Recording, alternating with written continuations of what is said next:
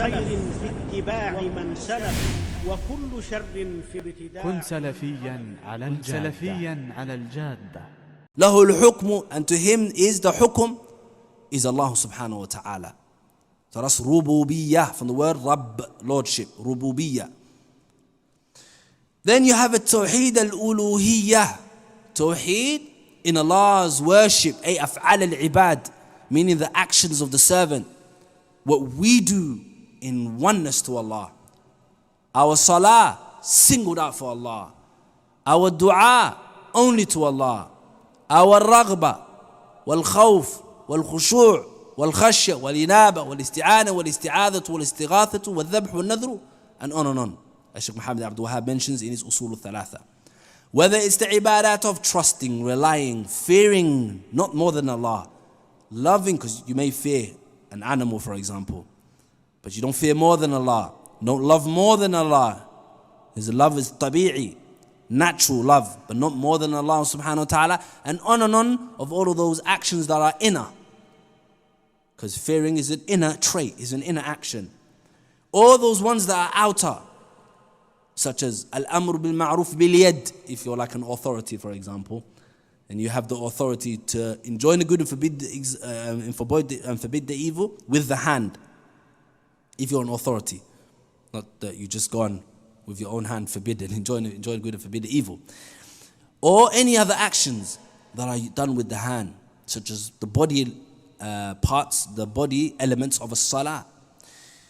Naam. So that's uluhiyyah. So those are specific for Allah subhanahu wa ta'ala, meaning you aim it to Allah. Uluhiyyah, the Lord, the singling of Allah in His worship. Then you got asma wa sifat, singling out Allah subhanahu wa ta'ala in His names, His beautiful names and attributes.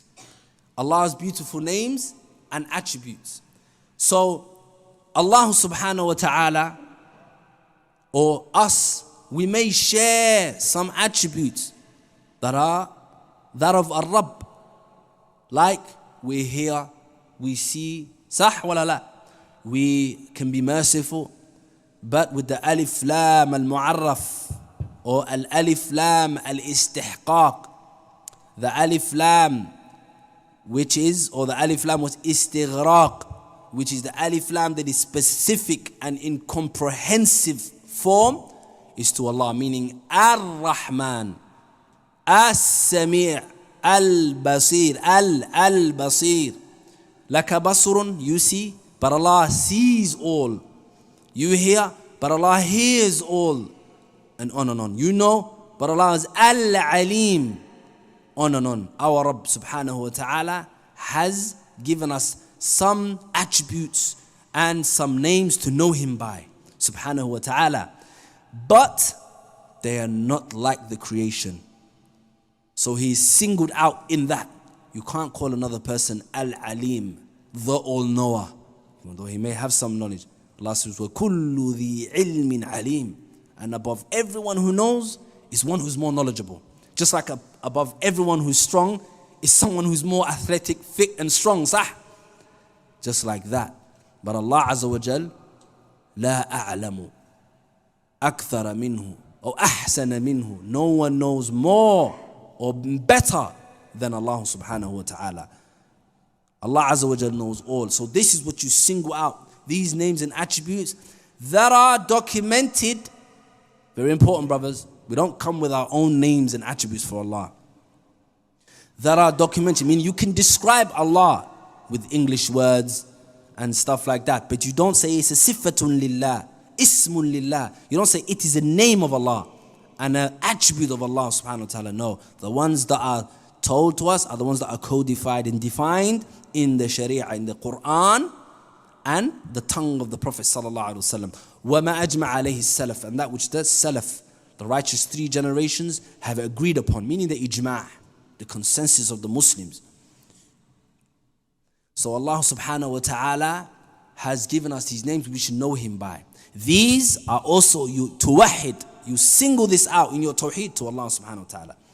In fact, the ulama have mentioned that one of the best knowledge, or one of the best things that you can learn to again rectify your salah, rectify your ibadah, your birrul walidain, enjoining good to the parents, not causing trouble, adha'ul akhareen, not causing pain to other people, right? The way you can, the way you can quantify it and really, really make it crystal clear and beautiful is via knowing the names and attributes of Allah subhanahu wa ta'ala. Because when you know Allah Azza wa Jal, that He is Al-Raqib, for example, just like the poet said, or Abu Muhammad Al-Qahtani Al-Andalusi, who died around the 400th year from Andalus, he mentioned in his Nuniyah, إِذَا مَا خَلَوْتَ بِرِيبَةٍ فِي ظُلْمَةٍ وَالنَّفْسُ دَاعِيَةٌ إِلَى الطُّغْيَانِ فَاسْتَحْيِ النَّظَرِ الْإِلَهِ وَقُلْ لَهَا إِنَّ الَّذِي خَلَقَ الظَّلَامَ يَرَانِي. Allahu Akbar. If you are in a passion and an ambition, you're ambitious of a particular sin, it's beating in your heart, chest, and you really have a passion for this sin, إِذَا مَا خَلَوْتَ بِرِيبَةٍ فِي ظُلْمَةٍ, in a darkness, meaning the place is dark, no one can see you. He said, فَاسْتَحِي النَّذَرَ الْإِلَهِ, then fear the shame of the sight of Al-Ilah. You see, that's an attribute of Allah that's been used to help you to stop sinning. And as some of the Salaf have mentioned, one of them came and said, how do I stop sinning? He said, sin in a place where Allah can't see you. He said, mustahil, that's not possible. And he goes, then khalas, you can't see, meaning fight it. So when you know these, you can worship Allah fi ahsanil hal, in the best form. You do sujood, you do ruku', knowing that Allah, He knows. يَعْلَمُ خَائِنَةَ الْأَعْيُنِ وَمَا تُخْفِي الصُّدُورِ. Allah knows that which the deceptive eye hides and that which the soul hides. And the ulama, the mufassirin, they mention about the deceptive eye here. The ulama, they mention in the tafsir, خَائِنَةَ الْأَعْيُنِ, they said it's the one where a man, he wants to gaze at a woman, strange woman, looked at her, obviously lusting, a sexual type of look, wants to look at her, which is haram, but he checks out to see if anybody's watching. يَعْلَمُ خَائِنَةَ الْأَعْيُنِ. Allah knows that deceptive eye. لَا حَوْلَ وَلَا قُوَّةَ إِلَّا بِاللَّهِ. So when you know this, you are held aback from a particular sin. Or even if you do the sin, you tafza' ila Rabb, you run to Allah, as Allah said, فَفِرُّوا إِلَى اللَّهِ. Run and flee to Allah, not from Allah, some people think. Some people do sins. Oh, I'm depressed now. Khalas, they put themselves in a corner, get all of the junk and start, depressed, start eating junk and start watching, going on a rampage on series. فَفِرُّوا إِلَى اللَّهِ. Run to Allah, not from Allah. No one can save you. Run to Allah. In fact, you running away from Allah is a sign of your despairing on the mercy of Allah. وَمَا, as Allah Azza wa Jalla says, that no one despairs of the mercy of Allah. وَلَا تَيْأَسُ مِنْ رَوْحِ اللَّهِ إِنَّهُ لَا يَيْأَسُ مِنْ رَوْحِ اللَّهِ إِلَّا الْقَوْمُ الْكَافِرُونَ. No one runs from the despair of Allah except those. So you run to Allah knowing He's a forgiving. Again, another name of Allah that made you run towards Him. So these are the three aspects of a Tawheed. Via it, you understand your Lord, your purpose in life, and you're able to exemplify and embody the best actions as a Muslim, a muwahhid, person who does Tawheed, a muwahhid. So this is why Tawheed is important in your everyday life. Mafhum kada? Wallahu ta'ala a'lam. Any questions?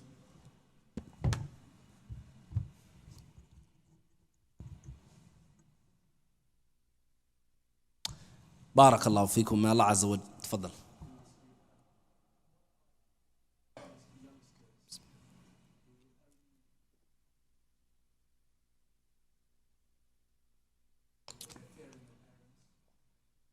What advice can I give to youngsters who only pray when their parents tell them to pray?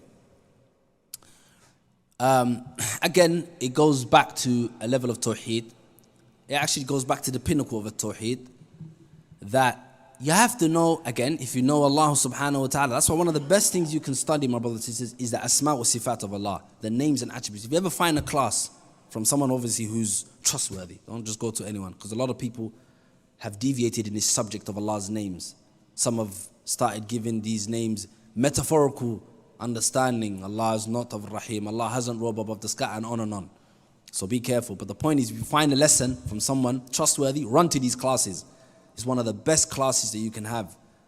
Is to know, because then later on you're able to exemplify these actions. You won't fear no one more than Allah. You won't fear your boss, anxieties and depression. All these things will leave you because you fear Allah subhanahu wa ta'ala. You know Allah. Al-Raqib, Allah's Raqib. Okay, as the other poet, he said, إِذَا مَا خَلَوْتَ بِرِيبَةِ إِذَا مَا خَلَوْتَ الدَّهْرَ فلا تقل خلوت ولكن قل علي رقيب ولا تحسبن الله يغفل ساعة ولا أن ما تخفي عنه عليه يغيب لهونا لعمر الله حتى تتابعت ذنوب على آثارهن ذنوب. Allahu Akbar. That if you seclude yourself one day with a desire of sinning, don't say خلوت, I'm secluded. Rather say, upon me is a raqib, a watchful one. Upon me is a watchful one. ولا تحسبن الله يغفل ساعة. Don't think Allah is heedless even an hour. And not of that which you tried to hide. لهونا لعمر الله حتى تتابعت. We were heedless until what piled up was ذنوب على آثارهن, sin upon sin upon sin. Indulged. Person doesn't know where he got stuck. So going back to the question, the person should understand, these youngsters should understand, it is not your parent the parent that you should fear. Rather, it is Allah. فَلَا تَخْشَوْهُمْ وَخْشَوْنِي. As Allah said, don't fear them, fear me. Allah can inflict more damage to you than your parents. You scared of something being confiscated from you? Allah can confiscate your limbs. Allah can confiscate your eyesight. May Allah forbid. Allah can confiscate, and worse, your heart. La hawla wa la quwwata. That's the worst. You can lose your eye, you can lose your leg. Wallahi, if you lose your heart, your faith, your deen, فَلَا حَوْلَ وَلَا قُوةَ إِلَّا بِاللَّهِ. كَبِّرْ أَرْبَعًا. You might as well pray the janazah prayer on yourself, or people need to pray on you. You're particularly dead. As the Prophet ﷺ, he mentioned in the hadith of Abu Musa, he mentioned مَثَلُ الَّذِي يَذْكُرُ رَبَّهُ وَالَّذِي لَا يَذْكُرُ رَبَّهُ كَمَثَلِ الْحَيِّ وَالْمَيِّتِ. The example of the one who remembers his Lord and the one who doesn't remember his Lord is like the living and the dead. So you should know, O son or daughter, that Allah can inflict more agony upon you. And Allah can reward you better than that parent who's telling you to go pray. Allah yaftah lak al-abwab. Allah can open for you doors. He's al-fattah, the opener. And that when you need Him, Allah will be there for you. Although Allah is there for you even when you sin, from His mercy. So the child should remember that who are you obeying more? The parent or or Allah? In fact, a child is allowed to disobey parents. A child is allowed to disobey parents in one issue. When they order you to do something which is haram.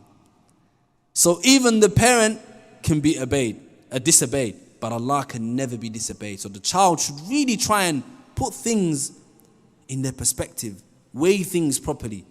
Who weighs more, the parent or Allah subhanahu wa ta'ala? Wallahu a'lam. Jazakumullah khair. Any other questions? Tfaddal akhi.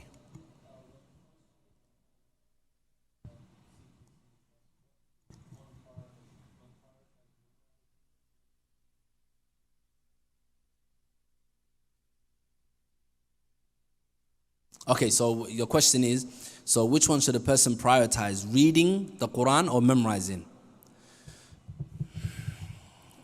The ulama, there's a qa'idah, they say, al-jam'u awla min al-ihmal. Combining is more worthy than taking one out and doing one. Try to combine. Really, I don't think people have a problem in combining. But let's just say they somehow, I don't know, Allah alam, dhuruf is so obscure, life is so difficult, life is such a sober that they can't do except one, then read. Well, I saw another hand up somewhere here. Tfaddal akhi, don't be shy.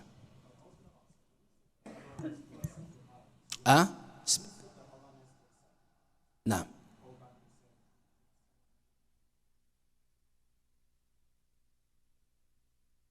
Not in this case. This case here is referring to, because I know what you mean about not sinning in front of the people. There's a difference between the two. The difference is that this person, he's going to sin anyway, but he's just checking if anybody's looking. So it's deceptive, right? Meaning, if people aren't looking, what does it mean? Green light, go ahead. A'udhu billah. And if people are looking, stop. So really the intention is the people's eyes that he fears or she fears. May Allah save us from that. You know, yes, there is a level of shame that may be sprinkled on it. Oh, you don't want to be shamed, don't want to be seen doing something, but that's not the majority of it. Meaning, if they weren't there, would you still feel shame? Because Allah is watching you. No, all of a sudden they don't feel shame. فَاسْتَحْيِ نَظَرِ الْإِلَهِ, the line of the poet I said, fear, istahi, have shame of the sight of the ilah, of Allah subhanahu wa ta'ala. That's why some of the Salaf, when they used to be alone in their houses, they never used to, for no reason, they never used to be naked. Just for no reason. Some people, a'udhu billah, I hear some people, they walk around the house, la hawla wa la quwwata illa naked. And for no reason, I'm in my home, I'm by myself. Yeah, you have a Rabb that's watching you. The Salaf used to be shy from Allah so much that they won't just be naked unless they need to, such as having a shower or a bath or go in toilet. Otherwise they'll keep. And as well, the malaika al-mukarramun, the malaika are watching them. So do you see, I'm just trying to get your mind to think, you see the level of shame and the level of istihya, which is something that's lost today, the dignity and shame. In fact, you're blamed and you're ridiculed today for being shame, for having shame, for being shy. Something that's really snatched and robbed from our sisters, namely our sisters, mainly. The brothers also, they have haya. As the Prophet ﷺ, he was shyer than Ish, a virgin female. The Prophet ﷺ was shyer. But today this is something that's blamed. In fact, you're called weak and you're told to be arrogant and obnoxious and loud and do whatever you want. And la hawla wa la quwwata illa billah. The person should always know that Allah subhanahu wa ta'ala is the one that governs. Just to attach onto that Allah subhanahu wa ta'ala is the one that governs him. If not, then you are going to be, you have to be, you have to fall on one of the two states. You have to either be a slave to Allah, okay, which some of the ulama have mentioned, and some of the talabat al-ilm, particularly the English speaking ones, they mention slave, and we don't shy away from that word, is the best translation, because a servant has the hint or the connotation of being paid, whereas you're not being paid to worship Allah. أنت تعبد الله لأنك عبد لله ولا بد. You're a servant, a slave to Allah. So if you take off all of the derogatory meaning of a slave, such as the transatlantic slave trade or whatever, no, slave to Allah. It's got nothing to do with that. Slave to Allah. So you're either a slave to Allah, governed and controlled by Him, or you're a slave to yourself. As Ibn Qayyim mentioned in his Nuniyah, هربوا من الرق الذي خلقوا له فبلوا برق النفس والشيطان. Allahu Akbar. He said they ran away from that which they were created for. So they ran straight into the رق النفس والشيطان, straight into the enslavement of the nafs, the enslavement of the soul and the shaitan. The soul, everything, ما تشتهي, everything it desires, do this, every impulse, every inclination, every thought you want to follow, governed by it, in slavery, slaved. And wallahi, the soul will destroy you first. That's why Allah Azza wa Jal, He mentioned that those people that Allah Azza wa Jal, إِنَّ النَّفْسَ لَأَمَارَةٌ بِالسُّوءِ, that the soul inclines to evil. You have to encourage yourself to give charity and to do good. When it comes to evil, how smart are we? How creative we are. All the best ideas. We have this plan and plan B and plan, all sorted out when it comes to doing evil. Sah wala la. See how easy it is. The soul is inclined to evil. So if Allah leaves you to your own devices, to your own selves, that's the way of Allah punishes them. As Allah Azza wa Jalla says, that the kuffar don't think that Allah leaving them to themselves, خَيْرٌ لَهُمْ لِأَنفُسِهِمْ إِنَّمَا نُمْلِي لَهُمْ لِيَزْدَادُوا إِثْمًا. Allah says He only leaves them to themselves so they can increase in ithm and sin and darkness. ذَرْهُمْ يَأْكُلُوا وَيَتَمَتَّعُوا وَيُلْهِهِمُ الْأَمَلُ فَسَوْفَ يَعْلَمُونَ. Leave them, let them eat, let them drink. Let the enjoyment and pastime let false hopes deceive them, they will come to know.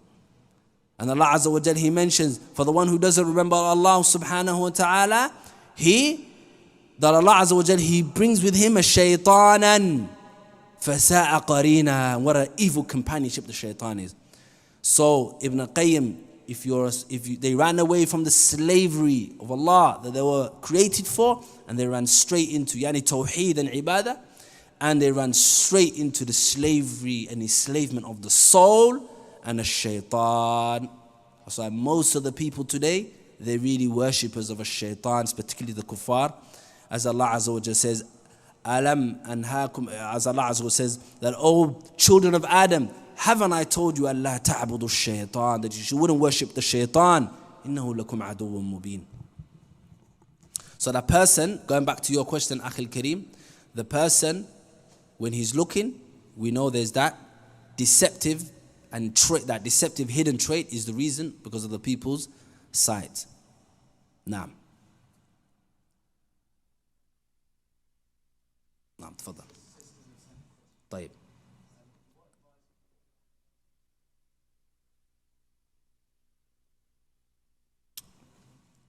ما شاء الله. أهل مسجد التوحيد, the people of Masjid Tawheed. You guys have some beautiful questions, Allah Mubarak. That is a very important question. What advice can you give to parents, parents in regards to Islamic studies for their children? My best advice that I can give to parents for Islamic studies to their children my advice is to the parents before the child. You anta binafsik, you parent, you go and seek knowledge. You go and get yourself into an institute where you can study Islamic knowledge. At-Tawheed, Allah yakhussuk. Doesn't Tawheed concern you? Doesn't knowing the Sharia concern you as well? Or is it something that a child is saved in his youthful stage, so that somehow he's saved from the streets and selling in the corner or doing all of this haram? Faqat, studying Islam stops only at 20. Then when you have children, we need to tell the children to study. La, you go study Islam first. And obviously we'll get to the child. Awwal shay. If you ever work in madrasas, if any of you have ever worked in a madrasa, wallahi, the child is a spitting image of the parent. I've worked in madrasas sometimes, and I've looked at the child weak in their qira'ah and the way they behave and stuff. I'm like, I know this child, for the majority of his day, goes school, then he goes home. You won't find a child that hangs around too much. I mean, a child like 10, 12, most of the time they're home, right? So why are they like that? Something's in the house. Something's wrong in the house. The parent perhaps hasn't made the environment, the house, an Islamic environment where, as Allah says, that they yadhkuru isma Allah, they remember the name of Allah. In fact, you find in the house, nearly every room has a TV screen. La hawla wa la quwwata illa billah. Nearly every room, and no one's safe from that. We're not safe from that. Nearly every room has a TV. We're not saying prohibiting them from this and that and this. No. We're just saying it just gives you a little idea. Or that the child is occupied with other than that which is beneficial for them. Majority of the time. A child is a child. They need fun as well. They need pastime. We're talking about majority of the cases. So then when eventually, in the madrasas, when you eventually see the parent, wallahi, it is a revelation. It becomes accurate what you thought. One in particular, I remember, this sister, akramaha Allah, may Allah Azza wa Jal rectify some of our parents. And you can just tell she's struggling in herself. Everyone struggles. That's not the problem. But her problem was, my child, I'm just looking at her thinking, we'll try.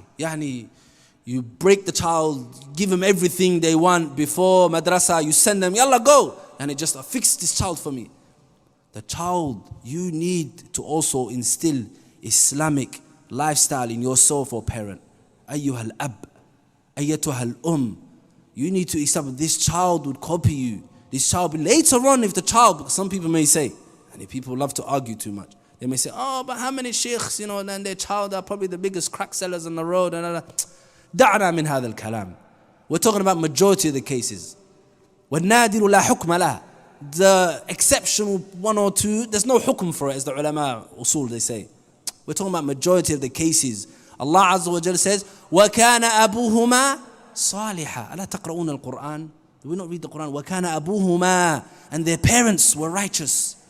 Their parents were righteous. The child, even when they go off, like a boomerang, they'll come back to Islam. Because that's how they were really brought up. So even when they started going to the streets and disobeying their parents and disobeying Allah, they would always have in them. Plus, they will seek the fakeness of the streets and the fakeness of their friends. That they'll say, Wallahi, what my dad told me was the truth. Majority of them would come back. That's if they haven't gone in the first place. So my first advice is to the parent. So now, just moving on, for argument's sake, the parent is, Allah Mubarak, they're trying their best. How do you instill this too? Which is the answer of this, which is the second part actually of the answer to this question. How do you instill that to the parent, to the child?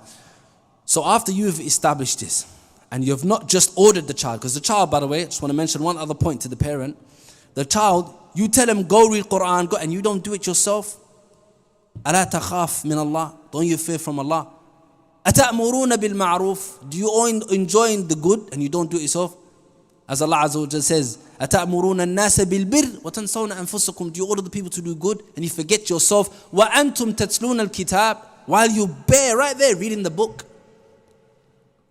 أَفَلَا تَعْقِلُونَ. As Allah always strikes our understanding, our aql. أَفَلَا تَعْقِلُونَ. أَفَلَا تَذَكَّرُونَ. Don't you ponder, don't you think. وَمَا يَعْقِلُهَا إِلَّا الْعَالِمُونَ. So, the child, best thing you can try and do is engage that child in Islamic activities. The best thing that the parent can do is be involved in durus, conferences, going, like for example in Luton there's lectures, تَصْحَبْ أَهْلَكَ جَمِيعًا. Take your whole family to the conference, women's section, book a hotel. These events and these Islamic environments, the child will grow up. The child would always remember the roots they come from. So that's my main advice. I would say constantly go. Don't let your child just sit down. Because if you're not busy in their time with this, then the shaitan will busy their time and yours. Because you would benefit yourself. And from there, they'll make good companions. They'll make good companions because like-minded parents are there. You would also meet the like-minded parents, right? Such as homeschooling. If anybody does homeschooling, you engage with other parents that do homeschooling. You get into a WhatsApp group, majmu'ah, and you make your own little group and you go for the woods and stuff like that. You have to do activities for the child, right? So you end up meeting other parents. The child meets the other children who are like-minded, Islamic environment. Sah? Because that child needs a friend. You would be their friend, which is actually reminds me of the second advice that I'll give to the parent. Allah musta'an, this is like a whole lecture. Maybe inshallah we can come back one day, but it's very important. This is that you or parent, you have to really befriend this child. Play with them, especially when they're young. I know you're tired from work. I know you're tired and they're nagging you and they constantly want you to play with them. Play with them, sit down and play with their toys with them. Right? It's good that you come and throw them up in the wee, up and down for like a couple seconds. Okay, I'm tired now, Dad. No, try and actually engage them. Even though, you might just sleep while they're talking to you. But try your best. And also take them out constantly. Because you're going to forbid them a lot of things. There's a lot of things that are haram. No, you can't have this. No, so you're just going to look as a dad who has umf. And a harsh, restricted, strict dad, strict mother. Right? So whenever you say, no, that's not halal for you, give them that's haram for you, give them the halal equivalent that you can find to the best of your ability and make a dua. Wallahu ta'ala alam. I think it's asr now, sah? Jazakum Allah khair. May Allah reward you all. Wassalamu alaikum wa rahmatullahi wa barakatuh.